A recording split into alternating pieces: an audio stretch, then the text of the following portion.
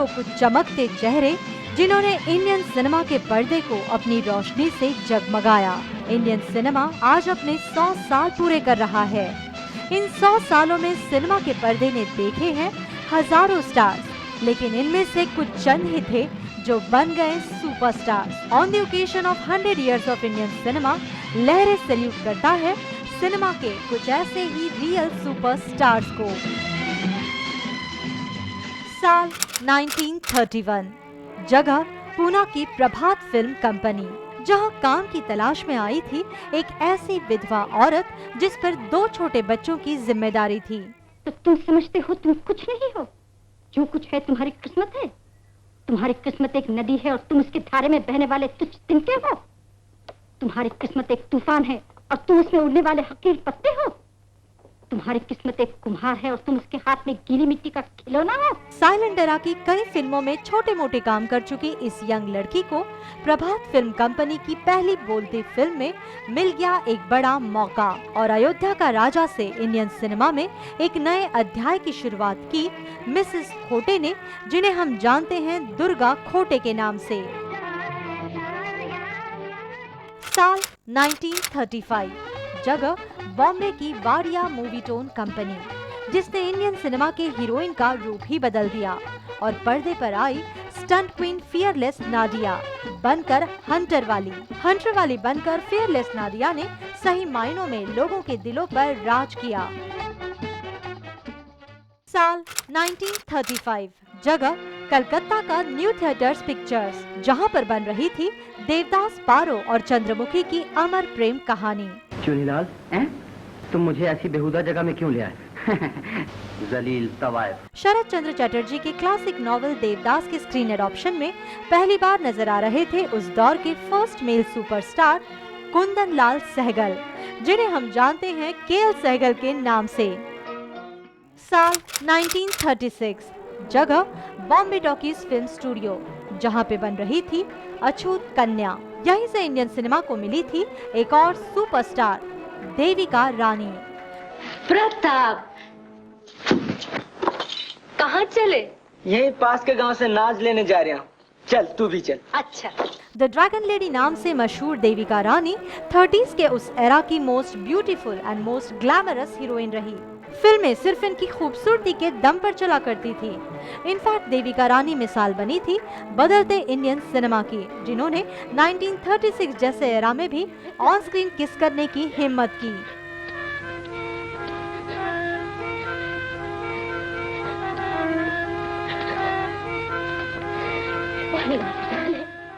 साल 1936, जगह Bombay talkies film studio, जहां पे उभर रहा था एक नया सुपरस्टार, अशोक कुमार। मैं तो बस इतना जानता हूँ कि मुझे तुमसे प्रेम है।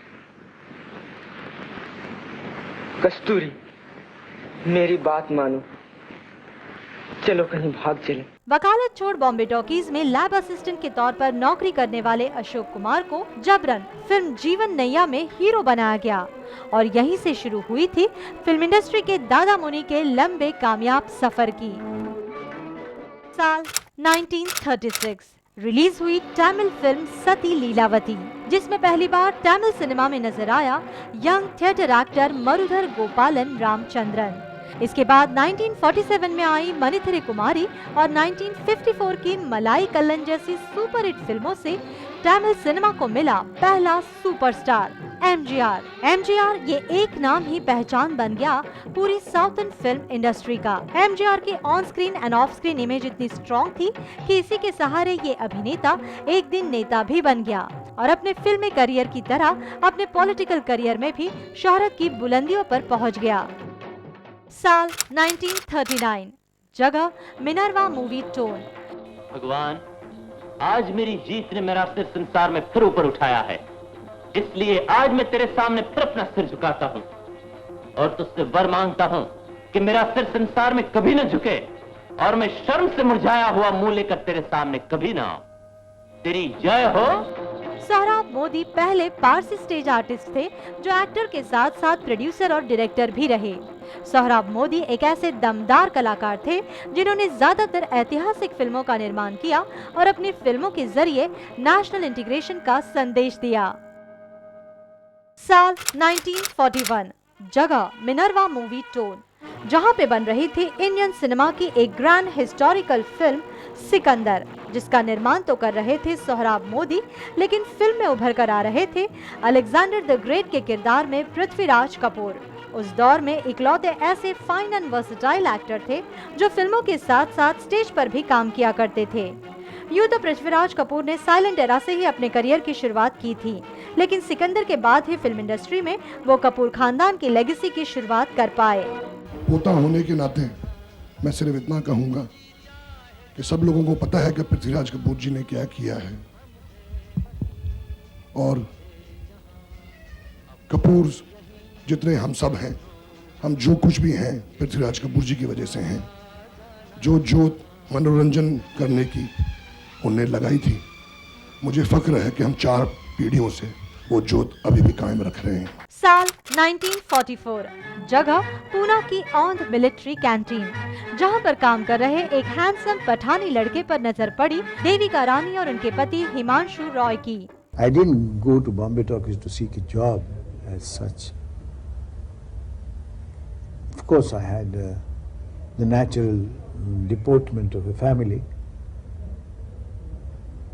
so I could speak properly good English and good Urdu, and that kind lady, Mrs. Devika Rani Rai, at that time, she thought that, and the other members who were sitting there thought that I could be a good material for trying out. So if Dilip Kumar can become an actor, I think anybody can become an actor. Dilip Kumar, इस नाम में ही समेट के रह जाता है पूरा का पूरा इंडियन सिनेमा। कोई इन्हें एक्टिंग का इंस्टीट्यूट कहता है, तो कोई इन्हें लिविंग लेजेंड कहता है, कोई इन्हें द अल्टीमेट मेथड एक्टर कहता है, तो कोई इन्हें ट्रेजेडी किंग कहता है। लेकिन हम तो यही कहेंगे कि दिलीप कुमार इंडियन सिनेमा की एक ऐसी शख्सियत है जो हजारों सालों में महज एक बार ही पैदा होती है। साल 1947, जगह बॉम्बे टॉकीज फिल्म स्टूडियो, जहां पर इंडियन सिनेमा के ग्रेटेस्ट शोमैन राज कपूर ने क्लैपर बॉय से हीरो तक का सफर तय किया था। यहाँ के लोग मुझे राज कपूर समझ के मेरे पीछे ही पड़ गए। समझ क्या रहे हैं? आप हैं राज कपूर? जी। आप तो पिक्चरों के बाहर भी एक्टिंग करते हैं। अजीब बात है। आप राज कपूर है ना? जी नहीं, देखिए तो मैं झूठ कहता हूँ तो लोग उसे मान लेते हैं, मैं सच कहता हूँ तो मानते हैं। यो कुछ भी, इसी बहाने आपसे मुलाकात तो हो गई। पृथ्वीराज कपूर के बेटे के तौर पर राज कपूर को काम तो मिल गया, लेकिन उन्हें तलाश थी खुद के एक अलग पहचान की, जिसे बनाने के लिए राज को कैमरे के सामने से कैमरे के पीछे आना पड़ा, डायरेक्टर बनकर। राज कपूर जी की हर तस्वीर देखकर हम जरूर इमोशनल हो जाते हैं। I genuinely feel that he is our guru and we have all learned a lot from him, and whatever we are today is because of him. And he was a great father, a great filmmaker. We are grateful that we were born as his children. महज 24वें साल में ही राज कपूर ने R K. Banner की शुरुआत की और एक से बढ़कर एक बेहतरीन फिल्में देकर वो बन गए इंडियन सिनेमा के ग्रेटेस्ट शोमैन। साल 1947, जगह पूना की प्रभात फिल्म कंपनी, जहां एक रौबीले नौजवान के मुस्कान पर फिदा होकर उसे फिल्म का हीरो बना दिया गया। और यकीन मानिए, ये मुस्कान और ये रौबीला नौजवान सिनेमा के रुपहले पर्दे पर ताउम्र एवरग्रीन ही रहा। मुझे किसी ने कहा कि किसी जगह किसी दफ्तर में एक साहब खड़े हैं, वो फिल्म प्रोड्यूसर हैं, उनको एक लड़का चाहिए, वो फिल्म बना रहे हैं। तो मेरे दिमाग में बात आ गई, तो मैंने अपना ओवरकोट पकड़ा, बरसात हो रही थी, जुलाई का महीना था, और मैं ट्रेन में निकला और मैं चरनी रोड पर उतर गया।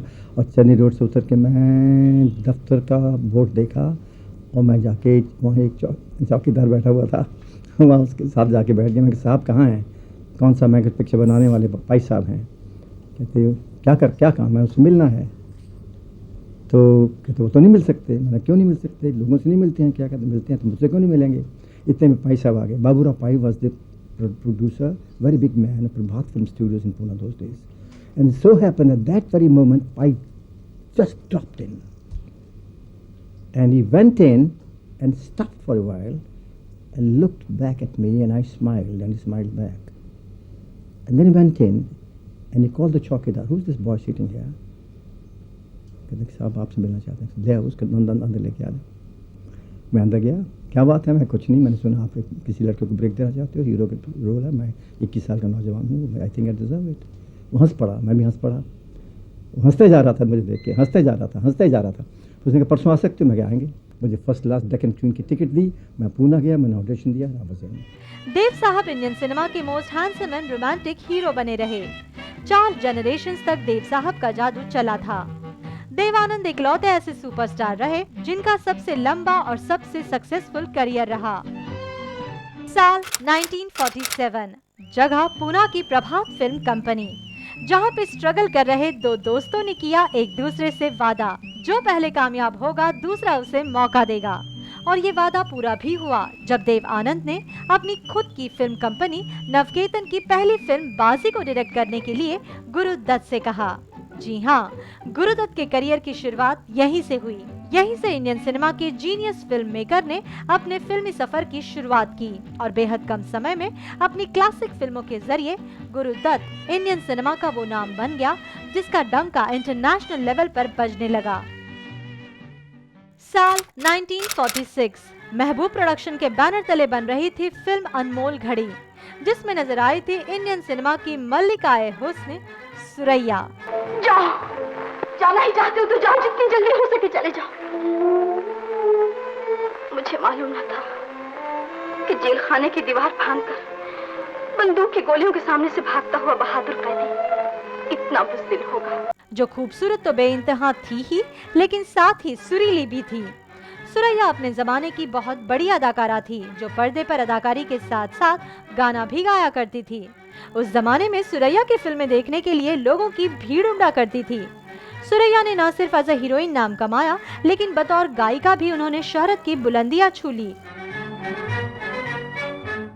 साल 1948, वाडिया फिल्म्स की मेला रिलीज हुई, जिसमें नजर आई अपने जमाने की मशहूर ठुमरी गायिका जद्दन बाई की बेटी नरगिस। एक नजर देखो तो इस सुंदर सलोनी दुल्हन को। हमारी लाडली तो बन की हिरनी, बाग की कोयल, सरोवर की हंसनी। इसको ब्याहने जो दूल्हा आएगा वो तो होगा सरोवर का हंस, आकाश का चांद, सपनों की दुनिया बसाने वाला कोई कवि या कोई चित्रकार। नरगिस ने तो फिल्मी दुनिया में बचपन में ही कदम रखा था और बहुत कम उम्र में उन्होंने अपना फिल्मी सफर शुरू किया, लेकिन सही मायनों में नरगिस खिलखिलाई राज कपूर के बाहों में आकर। आरके की हीरोइन बनने के बाद नरगिस ने अपनी अदाकारी के वो जौहर दिखाए जो शायद ही आज तक कोई दिखा पाया हो। राज कपूर के साथ कंधे से कंधा मिलाकर नरगिस ने आरके बैनर को एस्टैब्लिश किया, लेकिन उनका बेस्ट आना अभी भी बाकी था, जो नजर आया महबूब खान की classic cult movie mother India में। साल 1949, रिलीज हुई बॉम्बे टॉकीज की फर्स्ट हॉरर सस्पेंस थ्रिलर महल, और इसी फिल्म से इंडियन सिनेमा को मिली सबसे खूबसूरत हीरोइन मधुबाला। पिताजी ने आपको ट्रस्टी बनाकर अपनी दौलत पर नाक बिठा दिया है। मैं आपको अपनी तकदीर नहीं सौंप सकती। मैं इस गधे से शादी नहीं करूंगी। खूबसूरती का खजाना, the Venus of Indian cinema के मर्लिन मोनरो, ये सारे टाइटल्स मिले थे मधुबाला को। मधुबाला खूबसूरती की दूसरी मिसाल बन गई थी। मधुबाला ने लोगों पर अपने हुस्न की मोहिनी इस कदर डाल दी थी कि लोग इनकी फिल्में देखने के लिए जान की बाजी लगाते थे। उस दौर के पूरे जमाने को मधुबाला ने दीवाना बना दिया था। वो सही मायनों में सुपरस्टार थी। साल 1952, रिलीज हुई डायरेक्टर विजय भट्ट की musical super hit film Baiju बावरा।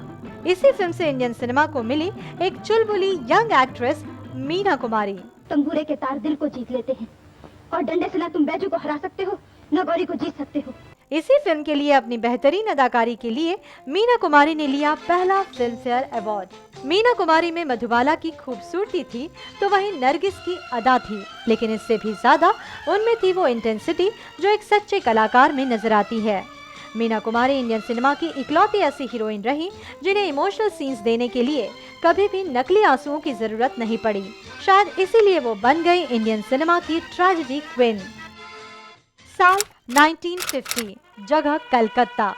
देश आजाद हो चुका था और पार्टीशन का जख्म पूरा भारत सह रहा था। इसी दौर में बांग्ला सिनेमा करवट ले रहा था। इस दौर में जहां बांग्ला सिनेमा में सत्यजीत रे जैसे जीनियस डायरेक्टर अपनी बेहतरीन कलाकृतियां पेश कर रहे थे, वहीं आम बांग्ला मानुस का दिल जीत रहे थे उत्तम कुमार और सुचित्रा सेन की जोड़ी। बंगाली सिनेमा में उत्तम कुमार और सुचित्रा सेन का बहुत बड़ा कंट्रीब्यूशन रहा। 50s से लेकर अगले 3 डेकेड तक इस जोड़ी ने बांग्ला सिनेमा पर राज किया। ये कहना गलत नहीं होगा कि उत्तम कुमार और सुचित्रा सेन की जोड़ी इंडियन सिनेमा की वन ऑफ द बेस्ट जोड़ी रही।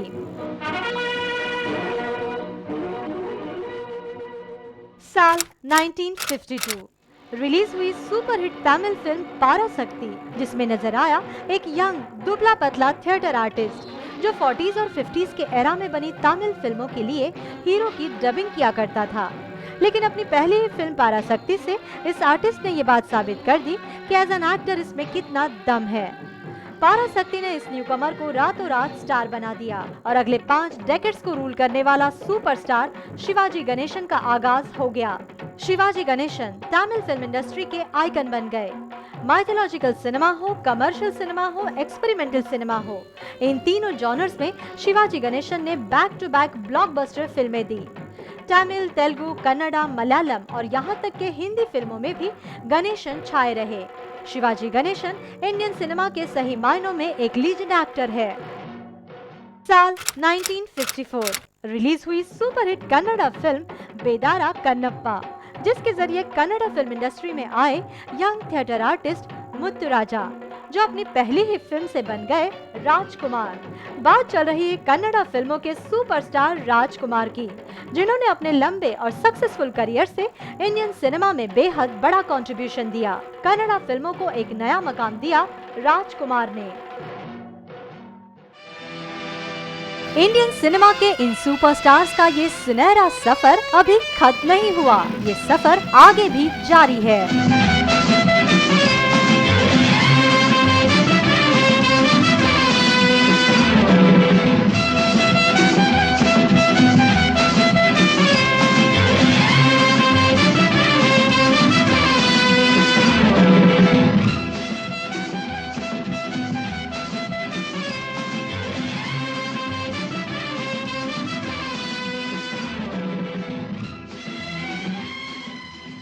Hi, this is Vidya Balan. Remember to log in Lehrey TV.